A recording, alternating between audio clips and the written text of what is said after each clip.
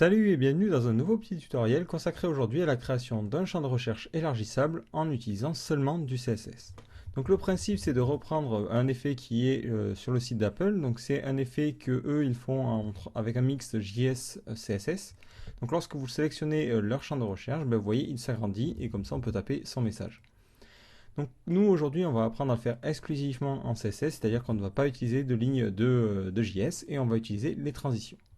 Donc c'est parti. Alors pour commencer, je vais supprimer ce que j'ai déjà fait. Donc moi j'avais créé un JS pour tester, mais on va le supprimer. Donc au niveau de mon HTML, j'ai la partie head. Dedans j'y mets mon titre, j'y mets mon CSS, que je vais prendre le soin de vider tout de suite. Voilà. Et après, bah, j'ai une div qui a l'id head, donc qui va me servir à faire tout le bandeau. Et ensuite, j'ai mon formulaire de recherche qui n'a rien de bien particulier. Alors, on est parti. D'abord, au niveau du body, je vais supprimer les marges. Donc ici, je mets margin à 0 et padding à 0. Donc ça, c'est pour éviter un comportement natif du navigateur qui a tendance à mettre des marges de 10 pixels sur les bords. Donc là, avec ça, on s'assure de ne pas avoir de problème de marge. Ensuite, je vais styliser mon head. Donc au niveau du head, moi j'ai déjà prévu une petite barre, donc j'ai déjà fait l'image. C'est une barre de 44 pixels de hauteur. Donc il y a une image de fond. Voilà, comme ceci. Et ensuite, on va avoir une largeur, alors peut-être même pas la peine de le préciser, voilà, par défaut c'est comme ça, et on va mettre sa position en relative. Comme ça, après, le moteur de recherche va pouvoir être positionné en fonction de cette barre. Comme ça, si jamais on veut faire des changements plus tard, on n'aura pas tout à modifier. Donc dans ce head, j'ai un formulaire, et ce formulaire, je vais l'utiliser pour le placer correctement à droite. Donc ici, hop, je continue, head, form, et on est parti. Donc je le mets en position absolue. Ensuite, je le mets en haut à 9 pixels et à droite à 10 pixels. Donc comme ça, je le décale un petit peu des bords et ça permet d'avoir un peu plus d'espace. Donc ensuite, je vais styliser. Alors ensuite, dedans, j'ai mon input. Donc ici, tout de suite, je vais le faire. Form input. Et pour l'instant, ce que je vais faire un display ou plutôt un opacity à 0. Comme ça, je ne vais pas voir mon champ et je vais pouvoir styliser derrière le form. Et en fait, ce que l'on va faire, c'est qu'on va styliser le form pour donner cette impression-là. Alors si je reviens sur le site d'Apple, on va styliser le form pour qu'il ressemble à ça. Et le input, il ressemblera à la version en blanc. Comme ça, on va avoir deux calques, entre guillemets, et il suffira de masquer ou pas le fond de l'input pour donner cette impression. Donc ici, je vais styliser donc mon form. Alors d'abord, je vais mettre une bordure. Donc ici, border, deux points, solide, 1px, alors plutôt 1px, solide, et la couleur. Donc moi j'ai déjà fait sur Photoshop, donc c'est 3.6, 3.7, 3.9. Voilà. Donc là on a notre bordure. Évidemment, moi je veux que le champ soit arrondi, donc on va jouer à les border radius. Donc là actuellement je teste sur Google Chrome. Donc Google Chrome de la dernière version, il n'y a plus besoin de préfixe. C'est-à-dire que par défaut il comprend la règle native border radius. Donc je mets cette valeur là et après je rajouterai les versions -mode, -webkit et ainsi de suite. Donc ici, border radius, je mets 50 pixels, donc une valeur super grande, pour donner cette impression d'arrondi. Alors ensuite, je vais mettre un petit fond sympa en dégradé. Donc ici, je vais le faire directement en utilisant du CSS, c'est plus rapide. Donc background, deux points, linear-gradient.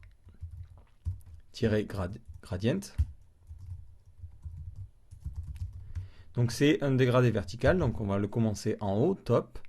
Et d'abord, tout en haut, ça sera 8, 4, 8, 6, 8D. Donc ça, c'est la première couleur qui est tout à fait en haut, donc je la mets à 0%. Et ensuite, je mets une seconde couleur à 100%, 4, 2, 4, 4, 4, 7, à 100%. Donc ces valeurs, je ne les sors pas de mon chapeau, c'est tout simplement des essais sur Photoshop. Donc là, vous voyez que par défaut, ça ne marche pas. Évidemment, malheureusement, Chrome ne supporte pas encore la version originale, donc on est obligé de mettre -webkit. Et là, vous voyez qu'on a notre dégradé qui apparaît. Donc là, pareil, je ne m'occupe que de Chrome. Vous allez voir qu'après, je vais de toute façon utiliser Prefixer, donc un site plutôt sympa qui va automatiquement me créer toutes les versions préfixées. Donc je continue.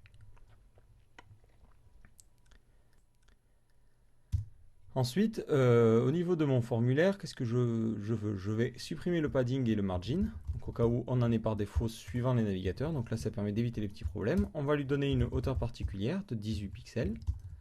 Voilà, comme ça on a un champ un peu plus petit. Alors par contre, on voit du coup qu'il n'est pas forcément très bien placé, donc je vais le décaler un peu plus du haut de 10 pixels. Alors un peu plus, 12. Voilà. Là, j'ai mon champ qui est fonctionnel. Maintenant, je vais styliser le input. Donc, j'enlève l'opacity. Donc là, on voit notre input qui passe, mais il y a quelques petits problèmes au niveau de la disposition. Donc déjà, ce que je vais faire, je vais le styliser de la même façon que le form. Donc mettre un border radius à 50 pixels. Supprimer les bordures natives de ce type de champ, donc border de point none. Donc là, je vois que le champ se place bien. Par contre, il a quelques petits problèmes. Vous voyez qu'il est légèrement décalé. Donc je vais lui donner une hauteur particulière, 8 de point, 18 pixels aussi. Alors c'était combien la hauteur? Oui, 18 pixels. Alors par contre, du coup, quand je sélectionne mon champ, voilà, ça va plutôt bien, donc on va laisser comme ça. Mais vous voyez que j'ai une petite aura bleue. Donc pour enlever cette aura, c'est tout simplement outline de point none. Comme ça, lorsque l'on focus le champ, vous voyez qu'on n'a plus cette aura-là. Voilà, alors maintenant on va placer la petite icône noire. Donc là, moi ce que je vais faire directement comme chez Apple, c'est-à-dire que eux, pour mettre cette petite icône, ce qu'ils utilisent directement, c'est les datas dans le background. Donc en faisant un truc qui ressemble à peu près à ceci. Donc là, en fait, en faisant ça, ce que l'on fait, c'est qu'on met directement l'image sous forme de données dans le CSS. Donc ça, c'est pas mal pour des petites images. Mais par contre, évitez de faire ça si vous avez des gros PNG, sinon vous allez vous retrouver avec beaucoup de lignes. Donc là, comme ça, j'ai directement mon image à cet endroit-là et je n'ai rien d'autre à faire. Donc par contre, je vais jouer un petit peu sur le padding, donc padding-left, ou même un padding général. Donc je vais décaler en haut et en bas de 2 pixels, ou même pas, 0 pixels, vu que ça a l'air d'être bien centré par défaut. Par contre, donc là, en haut, à droite, je veux 5 pixels de décalage, histoire qu'on n'arrive pas au bout du champ. Toujours rien en bas, et 23 pixels à gauche. Tout simplement parce que je veux que quand la personne commence à écrire, elle ne se trouve pas sur l'icône. Donc ensuite, je modifie la couleur, donc color de point FFF. Voilà. Et je vais y mettre un petit text shadow. Donc texte-shadow. 0 pixel à droite, 1 pixel de décalage vers le bas, 0 pixel de flou et une couleur assez foncée, donc de C, de D, de F. Voilà. Donc là, comme ça, j'ai un léger petit dégradé. Voilà, donc là, vous voyez que j'ai mon champ par défaut qui est bien. Maintenant, je vais faire une autre stylisation du champ en modifiant quelques valeurs. Donc là, juste avant, je viens de voir que je n'avais pas mis de largeur, donc je vais en mettre une tout de suite. Width de point 150 pixels. Voilà. Donc ça serait notre champ par défaut, ou même un petit peu plus petit, 100, ça devrait aller. Voilà. Et quand on va le sélectionner, donc Add, Form, Input, de point focus, mais dans ce cas-là, je vais changer les valeurs. Donc là, pour mes tests, pour le voir en live, je vais enlever ce focus, je le remettrai après. Donc première chose que l'on va changer, c'est évidemment le fond. C'est-à-dire qu'on va passer directement sur une couleur blanche, et là, alors qu'avant, on n'avait pas de fond.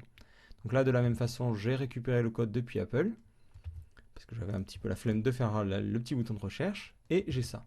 Donc là, qu'est-ce que j'ai fait? J'ai mis tout simplement une couleur de fond blanche, donc ce que vous voyez ici, et en plus, j'ai mis la petite icône que vous voyez là en noir, et du coup, ça donne une autre version. Donc je vais en profiter pour changer la taille du champ, donc on va mettre du 200. Donc là, vous voyez, le champ est plus grand, et on va aussi changer le text shadow qui ne va pas du tout, et la couleur. Donc au niveau de la couleur, on va rester sur du noir.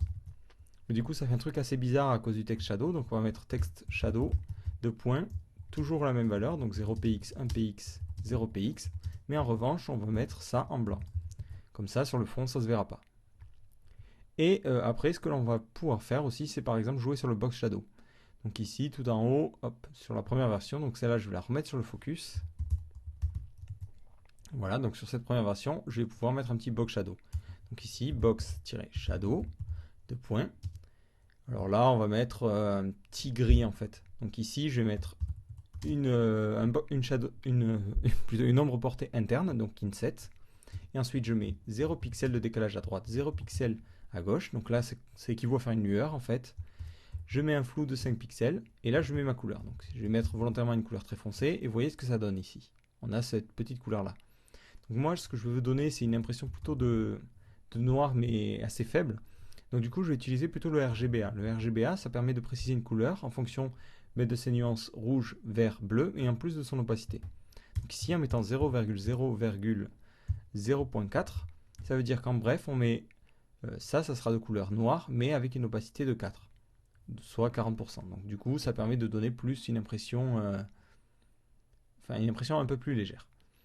Donc là, je vais revoir ce qui se passe. Je vais remettre forcément une couleur de fond blanche. Et on voit, bon, là on le voit surtout en fait sur le box shadow, on a un petit problème de décalage. C'est-à-dire que l'élément ici est un peu trop bas. Donc je pense que ça vient du fait que la hauteur n'est pas bonne. Donc on va mettre 20 plutôt. Voilà, 20 ça a l'air de bien passer. Alors je vais remettre une couleur de fond. Enfin plutôt carrément ici je vais mettre un 1 en opacité et 255 en rouge. Voilà, comme ça vous voyez bien que ça rentre bien. Alors pourquoi c'est 20 alors qu'ici c'était 18? Tout simplement parce que je pense que la bordure se rajoute en plus. Donc du coup il faut additionner 18 plus 1 plus 1, ça fait bien 20. Donc ici je reviens sur mon box shadow et je remets ça à 0 et ça à 0.4. Voilà, comme ça vous voyez j'ai cet petit effet d'impression de profondeur. Voilà. Alors maintenant vous voyez ça fonctionne très bien, c'est-à-dire que quand je passe dessus ça change, mais j'ai pas d'animation. Mais là, c'est la beauté du système de transition CSS, c'est que vous allez voir, il n'y a quasiment rien à faire. Ici, pour mettre une transition, on met tout simplement transition, de point, le nombre de secondes qui va s'écouler entre une transition. Alors, si on met les choses comme ça, bon déjà ça ne fonctionne pas, tout simplement parce qu'en plus il faut une version pour chaque navigateur. Donc là on est reparti sur les trucs chiants, c'est-à-dire qu'on doit mettre -webkit, -transition, de point 0.5 secondes. S. Voilà. Et là, normalement, vous voyez que ça fonctionne. Alors, alors comment fonctionne ce système de transition? Donc, il y a plusieurs façons de faire. Là, tout simplement, quand on met juste cette valeur-là, ça veut dire que à chaque fois qu'il va y avoir un changement au niveau CSS de cet élément, les changements se feront avec une transition de 0,5 secondes. Donc, pour lui, ça veut dire quoi? Ça veut dire on a plusieurs changements. Donc, on a un changement du background. Donc, automatiquement, il fait la transition. On a un changement au niveau de la largeur, donc pareil, il fait une animation. On a un changement au niveau de la couleur, donc il fait une animation. Et on a un changement au niveau du text shadow, donc il fait une animation. Du coup, vous voyez que ça donne cet effet d'animation très très fluide et plutôt sympa au niveau de ce champ-là. Donc voilà, là vous voyez que très simplement, ça n'a... Donc l'avantage c'est que là on n'a pas eu de JS ou de trucs compliqués à faire. Juste en mettant cette ligne-là, on a notre super effet de transition. Alors évidemment, il y a un inconvénient majeur, c'est que ça ne fonctionne pas sur tous les navigateurs. Donc IE ne comprend absolument pas cet argument de transition-là avant la version 10, ou pour la version 10, il faut mettre -ms. Donc avant la version 10, tout simplement, les gens, ils verront comme si on n'avait pas mis de transition du tout. Donc ils verront ça. Donc après, à vous de juger si c'est gênant ou pas. Si vous jugez vraiment ça gênant, ce que vous faites tout simplement, c'est qu'il faut passer par du JS et faire cette transition en JS. Donc maintenant, vous voyez, ça marche très bien. Par contre, si je laissais ça sur un autre navigateur, ça ne marchera pas.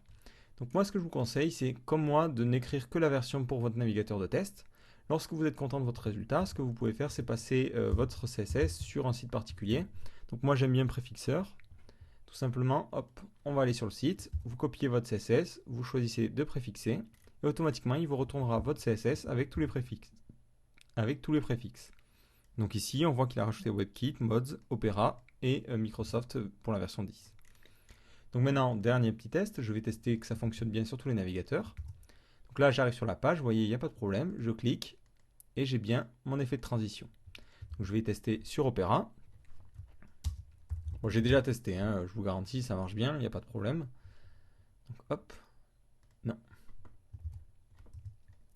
Voilà, ici je suis sur Opera, vous voyez, de la même façon, j'ai mon effet de transition.